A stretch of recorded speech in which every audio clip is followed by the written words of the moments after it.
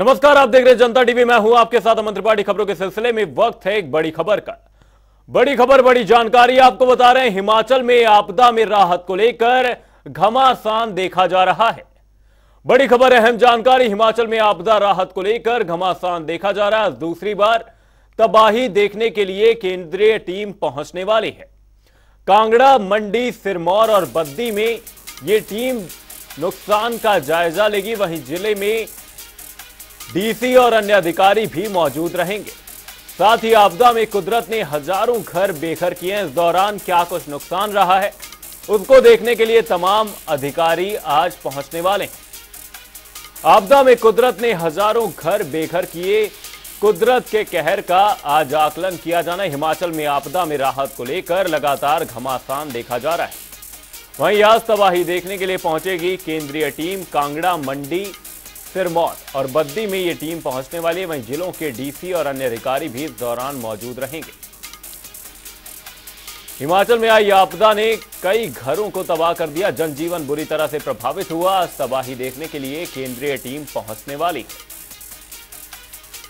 कांगड़ा, मंडी, सिरमौर और बद्दी में नुकसान को जांचा जाएगा। साथ ही जिलों के डीसी और अन्य अधिकारी भी इस दौरान मौजूद रहने वाले हैं।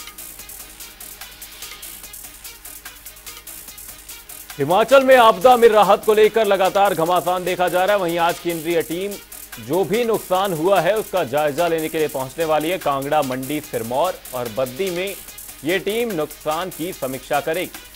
वहीं जिलों के डीसी और अन्य अधिकारी भी इस दौरान मौजूद रहेंगे। जानकारी के लिए आपको बता दें, हिमाचल प्रदेश में आई आपदा से जनजीवन बुरी तरह से प्रभावित हुआ। कई घर तबाह हो गए। वहीं आज इसी तबाही का आकलन करने के लिए केंद्रीय टीम पहुंचने वाली है। कांगड़ा, मंडी, सिरमौर और बद्दी में नुकसान की समीक्षा की जाएगी। वहीं जिलों के डीसी और अन्य अधिकारी इस दौरान मौजूद रहने वाले हैं। आपदा में कुदरत ने हजारों घर बेघर कर दिए। बड़ी खबर, अहम जानकारी। आज तबाही देखने के लिए केंद्रीय टीम पहुंचने वाली है। कई अन्य जिलों में यह टीम पहुंचेगी। इसी खबर पर हमारे संवाददाता मंडी से धर्मवीर हमारे साथ जुड़े हुए हैं। धर्मवीर, मैं आपसे जानना चाहूंगा, हिमाचल में आपदा को लेकर जो राहत को लेकर ये घमासान देखने को मिल रहा है, अब इसी बीच केंद्रीय टीम पहुंचने वाली है, क्या कुछ रहने वाला पूरा घटनाक्रम? जी, बता दें कि एक बार फिर से जो है केंद्रीय टीम जो है दौरा करेगी हिमाचल का, और जो नुकसान हुआ है उसको लेकर जो है रिपोर्ट तैयार की जाएगी इस टीम के द्वारा। जगह जगह जो है, अगर मंडी की बात की जाए, कुल्लू की बात की जाए, सोलन की बात की जाए, किन्नौर की बात की जाए, चंबा की, इन सभी क्षेत्रों का जो है दौरा करेगी टीम। और जो है अधिकारियों के साथ बाकायदा जो फील्ड में जो अधिकारी हैं वो भी मौजूद रहेंगे उनके साथ, केंद्रीय टीम के साथ। पिछले दिनों भी जो है एक टीम दौरे पे पहुंची थी, तो उस समय भी जो है इन टीमों ने जो आकलन किया था और प्रदेश सरकार के साथ जो है ये रिपोर्ट तैयार की थी शिमला में। उसके बाद जो है केंद्र को रिपोर्ट सौंपी थी। एक बार फिर से जो है ऐसा ही जो है कयास लगाते जा रहे हैं कि टीमें पहुंचेंगी और जो केंद्र की तरफ से राहत मिलेगी उसको लेकर जो है पूरी रिपोर्ट जो है तैयार की जाएगी। जी, वहीं धर्मवीर, इस वक्त तो सरकार को आपदा में राहत पहुंचाने का काम करना चाहिए था। अब इसी बीच लगातार बार बार टीमें पहुंच रही हैं, लेकिन निष्कर्ष कुछ नहीं निकल पा रहा है। अब इसी बीच दोबारा से टीम पहुंचने वाली है। दोबारा से यहां पर जांच की जाएगी, समीक्षा की जाएगी, उसके बाद कहीं राहत पहुंचाने का काम किया जाएगा। जी, बता दें कि प्रदेश सरकार के द्वारा लगातार जो है केंद्र सरकार पर दबाव बनाने की कोशिश की जा रही है। यूं कहा जाए कि गुहार लगाने की कोशिश की जाए कि हिमाचल में जो इस बार बरसात के दौरान जो है आपदा देखने को मिली है, इसको राष्ट्रीय आपदा घोषित किया जाए। सदन में भी देखने को मिला कि विपक्ष ने जो है इसके ऊपर जो है अपना समर्थन नहीं दिया जब प्रदेश सरकार के द्वारा जो है इस तरह की रिपोर्ट जो है रखी गई सामने कि इस आपदा को जो है राष्ट्रीय आपदा घोषित किया जाए। वही केंद्र सरकार के द्वारा भी अभी तक जो है इसको राष्ट्रीय आपदा घोषित नहीं किया गया है। वही प्रदेश सरकार के आरोप हैं कि जो राहत राशि जो है प्रदेश को मिलनी चाहिए थी आपदा के दौरान वह नहीं मिल रही है। कहीं ना कहीं जो है राजनीति भी देखने को मिल रही है। विपक्ष लगातार कह रहा है कि इतने करोड़ों रुपए जो है करोड़ों रुपए की सौगातें जो है चाहे जिनके घर टूटे हैं कुदरत के कहर का आकलन किया जाएगा। बहुत बहुत धन्यवाद धर्मवीर तमाम जानकारी के लिए। इसी खबर पर बद्दी से हमारे संवाददाता आदित्य चड्ढा भी हमारे साथ जुड़ गए। आदित्य, आपका रुख करेंगे और जानना चाहेंगे कि अब सरकार को इस वक्त आपदा में राहत पहुंचाने का काम करना चाहिए था, लेकिन अब इसी बीच लगातार टीमें पहुंच रही हैं। फिर से आकलन किया जाएगा, फिर से रिपोर्ट बनाई जाएगी, तब जाकर कहीं लोगों को राहत मिलेगी। जी ऐसा है, जैसे अभी देखा गया है कि जो भूमिहीन लोग हुए थे उनको मकान तो मंजूर हो चुके हैं, पर उन्हें अभी तक जमीन नहीं मिल पाई है, जिसके कारण जो है अभी दोबारा से जो टीम है वो बीबीएन का एरिया जो है, ये औद्योगिक क्षेत्र है, यहाँ पे जो पहाड़ी क्षेत्र है उनका जायजा लेने के लिए आ रही है, क्योंकि यहाँ पे पूरे के पूरे गांव जो है वो तबाह हो चुके हैं, जिसके लिए वो यहाँ पर जमीन भी देखने के लिए टीम आएगी कि जहाँ पर जो लोगों को दोबारा से पुनर्वास किया जा सके वहां पे। जी, हिमाचल में आपदा में राहत को लेकर घमासान देखा जा रहा है। बहुत बहुत धन्यवाद आदित्य, तमाम जानकारी के लिए।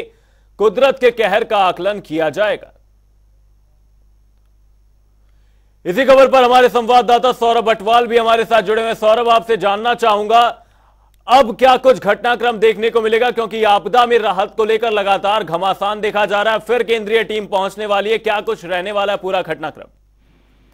बिल्कुल अमन, बताना चाहूंगा कि जिस तरह से बरसात के दौरान जिस तरह से जो क्षति हिमाचल प्रदेश को पहुंची है, हालांकि राजनीति जो है एक मुद्दा बन के रह गया है। इस पर कहीं ना कहीं पक्ष विपक्ष इस पर राष्ट्रीय आपदा घोषित करने पर जिस तरह से अड़े हुए हैं या राजनीति मुद्दा गरमाया हुआ है, लेकिन कहीं ना कहीं अगर बात की जाए तो जो नुकसान है हिमाचल प्रदेश को पहुंचा है उसको लेकर जो है जिला कांगड़ा में जो है एक टीम जो है वो आने वाली है। और जिस तरह से जो बरसात के दौरान जो नुकसान हुआ है हिमाचल प्रदेश को, जिस तरह से कच्चे मकान या पक्के मकानों की बात की जाए तो बरसात के कारण जो धाराशायी हुए हैं, या जिस तरह से जिला कांगड़ा के निचले क्षेत्रों के मंड क्षेत्र की बात की जाए, जिस तरह से पोंग बांध से एक डैम से जो पानी छोड़ा गया है उसके कारण जो लोगों के घरों को नुकसान पहुंचा है, उन सभी का आंकलन करने के लिए जो टीम जो है वो आज जिला कांगड़ा में पहुंचने वाली है। जी अमन, हिमाचल में आपदा को लेकर राहत जो मिलने वाली है उसको लेकर लगातार सियासी घमासान देखा जा रहा है। बहुत बहुत धन्यवाद सौरभ, तमाम जानकारी के लिए। कुदरत के कहर का आकलन किया जाएगा। खबरों के सिलसिले में वक्त है एक छोटे से ब्रेक का। ब्रेक के उस पार खबरों का सिलसिला रहेगा जारी।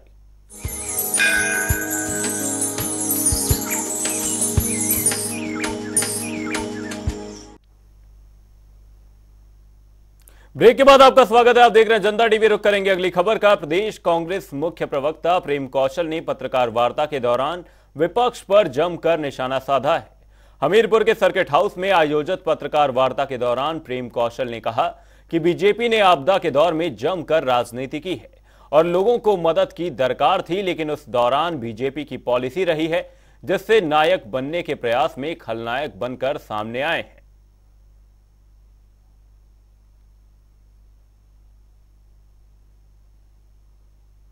15,000 लोगों को एकत्रित करने का था।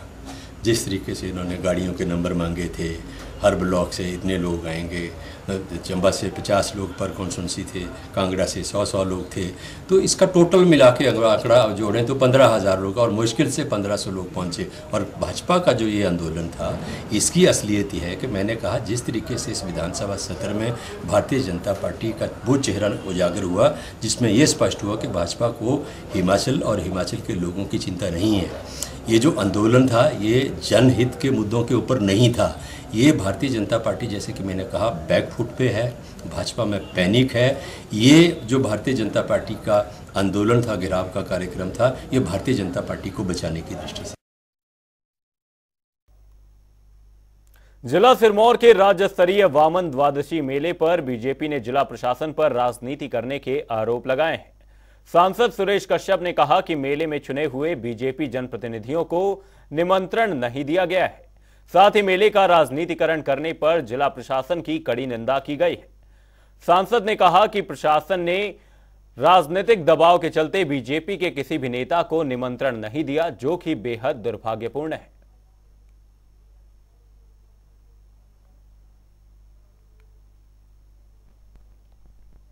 राज्य स्तरीय वामन द्वादशी मेले की सभी प्रदेशवासियों को, पछाद-वासियों को बहुत बहुत शुभकामनाएं देता हूं। बहुत प्राचीन समय से ये मेला वामन द्वादशी मेला के नाम से पछाद में आयोजित होता है। इसको राज्य स्तरीय का दर्जा दिया गया है। मैं समझता हूं मेले को और भव्य बनाने की दिशा में एक बड़ा कदम था, लेकिन इस बार जिस प्रकार से इसका राजनीति करने का प्रयास किया गया, मैं समझता हूं बहुत दुर्भाग्यपूर्ण है। मेला सभी का, किसी एक दल का, किसी एक पार्टी का नहीं है, किसी एक व्यक्ति का नहीं है। ये पूरे क्षेत्र के लिए, पूरे क्षेत्र की जो प्राचीन संस्कृति या जो पिछले समय से लंबा इसका इतिहास रहा है, ये सभी लोगों का मेला है। सोलन के कंडाघाट में 2 भाइयों की ढांक से गिरकर मौत का मामला सामने आया है। दरअसल घटना जिले के कंडाघाट उपमंडल की ग्राम पंचायत रेहड़ू के गांव सवा की है, जहां 2 भाइयों की गहरी खाई में गिरने से जान चली गई है। वहीं घटना की सूचना मिलते ही प्रदेश के स्वास्थ्य मंत्री और सोलन विधानसभा क्षेत्र के विधायक धनीराम शांडिल्य भी सोलन पहुंचे और मृतकों के परिजनों को ढांढस बंधाया।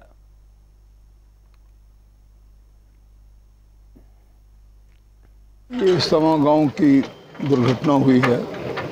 एक गाय को सort of अंतिम दफनाने के लिए, बंधाने के लिए जा रहे थे, परंतु किसी एक ऊंचाई पर जाकर ये दुर्घटना हुई, जिसमें एक भाई जो किसी प्रकार से कोशिश कर रहा था कि भाई बचाए, उसको दूसरा उसके बचाने के लिए आओ, दोनों नीचे उसके साथ ही चले गए। और ये इस दुर्घटना में जो 2 भाइयों की मृत्यु एक ही परिवार की हुई है, सरकार उनके परिजनों को जिस प्रकार से भी, उनकी पत्नी, उनको भी राहत देगी। और आज एक इमीडिएट राहत के रूप में सिर्फ 50,000 रुपये का एक छोटा सा अंशदान इनको दिया है। इसके बाद इनकी और सहायता की जाएगी और इनके जो परिजन हैं, जैसे पत्नी हैं, उनको नौकरी में लगाने। प्रदेश की झीलों में मत्स्य उत्पादन को बढ़ावा देने से मत्स्य विभाग कलकत्ता से बीज मंगवाकर डाल रहा है। इसी कड़ी में गोविंद सागर झील में दूसरी बार मछली के बीज डाले गए, जिससे गोविंदाग में मछली पैदावार अच्छी हो सके। वहीं अगले सप्ताह में कोलडैम झील में भी मछली बीज डाला जाएगा। विभाग की डिप्टी डायरेक्टर चंचल ठाकुर ने बताया कि प्रदेश की सभी झीलों में मछली उत्पादन को मजबूत करने के लिए करीब 41 लाख मछली बीज डाला जा रहा है, जिसमें से बिलासपुर की गोविंद सागर झील में ही 30 लाख बीज डाले जा रहे हैं।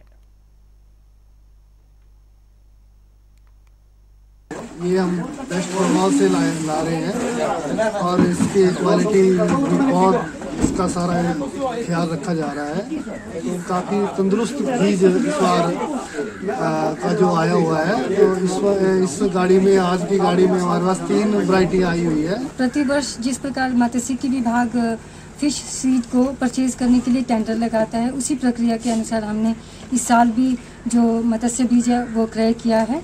और गोविंद सागर में हम लोग 30 लाख के आसपास सीड इस साल डालेंगे और कोल डैम में 2,45,000 सीड जो है वो डाला जाएगा। मछली कम होने की वजह है हमारा हरनोड़ा डैम, जिससे जो फीड ऊपर से आती थी वो वहीं रुक जाती है और यहाँ की मछली को पूरा भरपूर खाना नहीं मिलता है।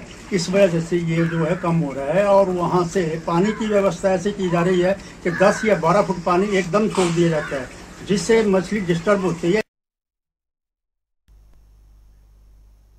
जिला कुल्लू की उजी घाटी को 3 पंचायत सोयल 2, राउगी और कराड़सू की जनता को लाभ देने के लिए एचआरटीसी की ओर से जो बस चलाई जा रही है, उसके समय में अब थोड़ा बदलाव किया जाना चाहिए, ताकि 3 पंचायत के हजारों लोगों को इसका फायदा मिल सके। इसी मांग को लेकर तीनों पंचायत के प्रतिनिधियों ने बाशिंग में एचआरटीसी के मंडलीय प्रबंधक डीके नारंग से मुलाकात की और उन्हें एक ज्ञापन भी सौंपा।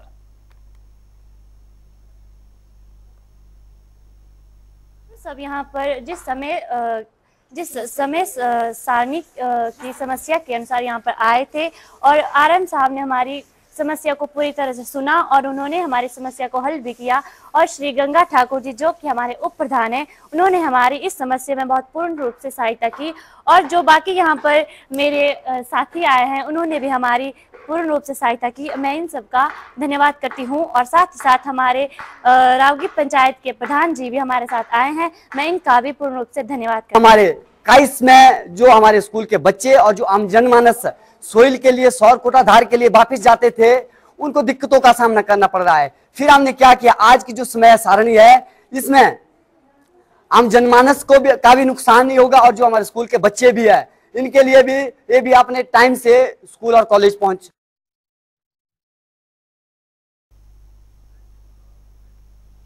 खबरों के सिलसिले में वक्त है एक छोटे से ब्रेक का। ब्रेक के उस पार जल्द लौटेंगे।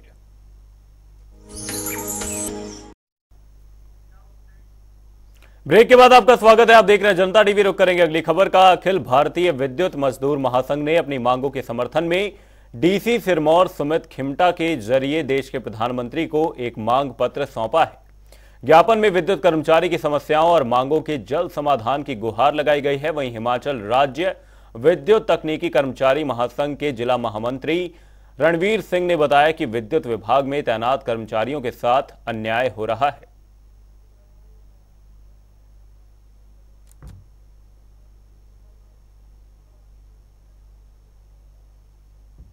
सब अखिल भारतीय विद्युत मजदूर संघ के आह्वान पर एक ज्ञापन माननीय डीसी महोदय के माध्यम से देश के माननीय प्रधानमंत्री जी को और माननीय ऊर्जा मंत्री, केंद्रीय ऊर्जा मंत्री जी को एक ज्ञापन देने जा रहे हैं, जिसमें विद्युत सुधार अधिनियम 2003 एवं संशोधन बिल 2022 के ऊपर एक ज्ञापन है, जिसमें हमने 9 विषय बिंदु अखिल स्तर के ऊपर 9 बिंदु तय किए थे, ताकि केंद्रीय सरकार इन 9 बिंदुओं के ऊपर सोच विचार कर हमारे अखिल भारतीय विद्युत मजदूर महासंघ के जो पदाधिकारी हैं उनको उसमें शामिल कर उनके साथ उसमें चर्चा कर, जिसमें पहला विषय बिंदु ओपीएस का है, क्योंकि ये जनवरी 2004 के बाद जितने भी कर्मचारी विद्युत क्षेत्र में लगे हैं उनके लिए केंद्रीय सरकार ने एनपीएस न्यू पेंशन स्कीम का रखा है, जबकि हमें चाह रहे हैं कि उस न्यू पेंशन स्कीम को बंद कर ओपीएस बहाली की जाए। इस बार मानसून ने हिमाचल प्रदेश के पर्यटन कारोबार की कमर तोड़कर रख दी है। प्रदेश की आर्थिकी में टूरिज्म इंडस्ट्री का बहुत बड़ा हाथ है। हजारों लोग टूरिज्म इंडस्ट्री से जुड़े हैं, लेकिन इस बार बरसात का कहर प्रदेश पर कुछ यूं बरसा कि हर ओर तबाही का मंजर नजर आने लगा, जिसका सबसे ज्यादा असर टूरिज्म इंडस्ट्री पर पड़ा है। हिमाचल में आई आपदा के कारण अब टूरिस्ट प्रदेश की ओर रुख करने से बच रहे हैं, जिससे पर्यटन कारोबारियों को भारी नुकसान हो रहा है। पहले ही कारोबारी बरसात की वजह से भारी नुकसान झेल रहे हैं। ऐसे में अब पर्यटकों की कमी पर्यटन कारोबारियों की चिंता को और बढ़ा रही है। We arrived yesterday and had the most fantastic ride up the Rose, and now we find ourselves in paradise. The weather is perfect, the roads are perfect, the food is superb, and it's so interesting around here. जहां प्रदेश सरकार बड़ी बड़ी बातें करती है कि हमने पर्यटन को बढ़ाने के लिए ये किया वो किया, पर वो कहीं ना कहीं धरातल में नजर नहीं आता है।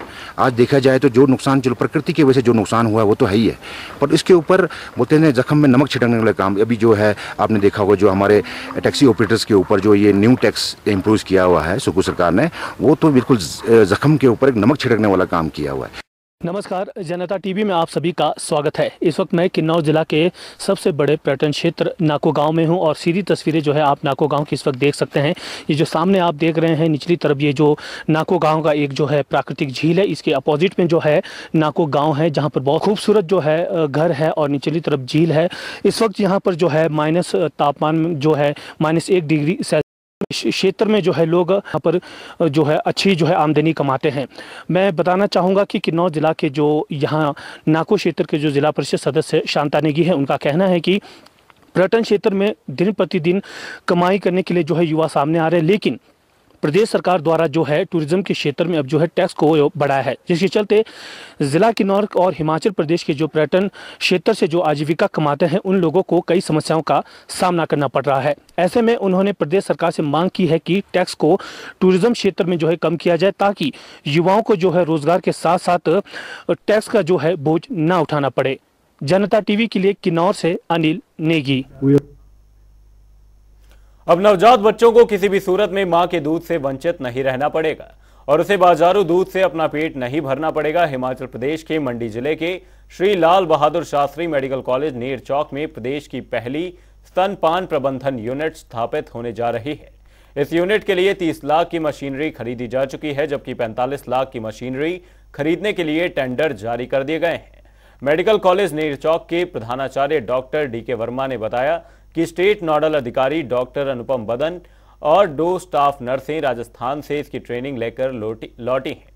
नवंबर महीने तक इस यूनिट को पूरी तरह से शुरू करने का निर्णय लिया जा चुका है और उस दिशा में कार्य शुरू हो चुका है।